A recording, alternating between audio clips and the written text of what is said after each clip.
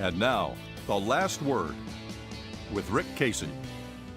These days, you need to enjoy humor wherever you find it. I found it this week in the settlement agreement between the City of San Antonio and the San Antonio Police Officers Association. The 5-page agreement, signed by one representative from each side, appears to outline agreed changes in the current contract. These regard pay raises, health insurance plan modifications, and several other issues. A reading of the full document leads to many questions, which we will attempt to address in an upcoming program. But it was a quick glance at the first page that brought me mirth. Let me explain. The principal issue that provoked several years of negotiations over this contract stemmed from an earlier contract way back in 1988. City officials billed that contract as costing $17 million over 4 years.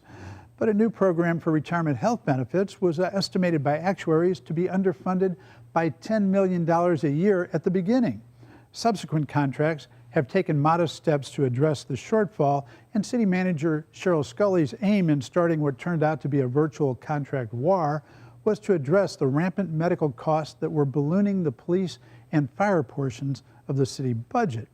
Now, it remains to be seen how effective this agreement is in accomplishing that, but the healthcare shortfall wasn't the only way the stated cost of the 1988 contract was misleading. In a PowerPoint presentation to City Council, city staff showed year-by-year increases in cost. They started out slow. For example, let's say the first year was $2 million and each of the next two not much more, but the last year included a substantial pay hike.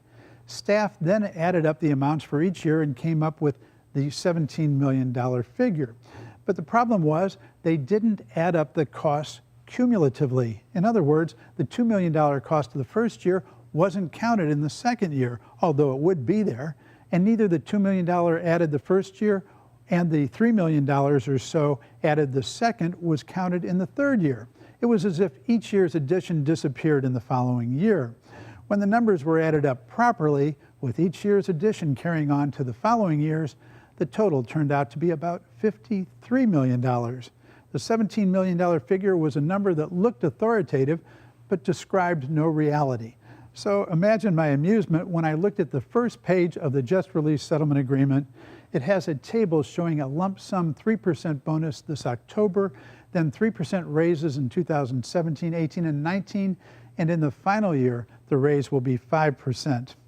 At the bottom, the chart says those raises total a 17% increase, but of course, they do nothing of the sort.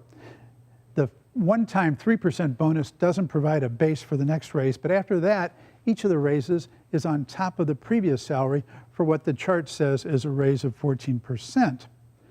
But it isn't. Instead of a total of 14% over 4 years, when compounded, it is just over 18.2%.